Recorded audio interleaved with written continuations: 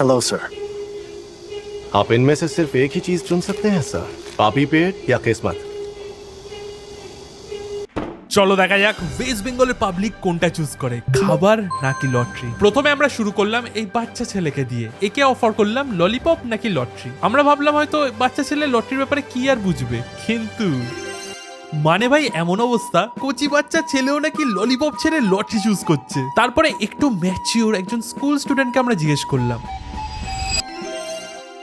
দেখো নেশাকে একমাত্র নেশাই হারাতে পারে, তাই জন্য নেক্সট আমরা ট্রাই করি বিড়ি ভার্সেস লটারি। কাকা একটু হিসাব করেই চুজ করলো।